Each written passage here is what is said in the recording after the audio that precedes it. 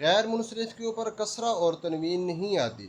جب غیر منصرف والا اسم مضاف ہو جائے یا اس کے اوپر الف لام داخل ہو جائے تو اس کے اوپر کسرہ آ جاتی ہے۔ تو پھر یہاں پر دو سوال پیدا ہوتے ہیں۔ غیر منصرف یہ بھی اسم ہوتا ہے، تو اسم کے اوپر کسرہ بھی آتی ہے اور تنوین بھی آتی ہے، تو اس اسم کے اوپر کسرہ اور تنوین کیوں نہیں آتی؟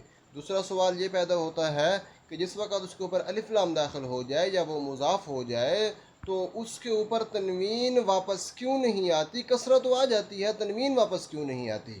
تو پھر پہلے سوال کا جواب سمجھیے، غیر منصرف کے اوپر کسرہ اور تنوین اس لیے نہیں آتی کیونکہ اس کی مشابہت ہے افعال کے ساتھ۔ افعال کے اوپر چونکہ تنوین بھی نہیں آتی اور کسرہ بھی نہیں آتی، اس لیے غیر منصرف والے اسم کے اوپر بھی تنوین بھی نہیں آتی اور کسرہ بھی نہیں آتی۔ تو پھر یہ مشابہت جو ہے کن چیزوں میں ہے اور کتنی چیزوں میں ہے، ان چیزوں کی نشاندہی یہ انشاءاللہ اگلی ویڈیو میں ہم بیان کریں گے۔ اس قسم کی ویڈیوز دیکھنے کے لیے ہمارے چینل کو سبسکرائب کیجئے تاکہ ہر آنے والی صرفی اور نحوی ویڈیو آپ تک پہنچ سکے۔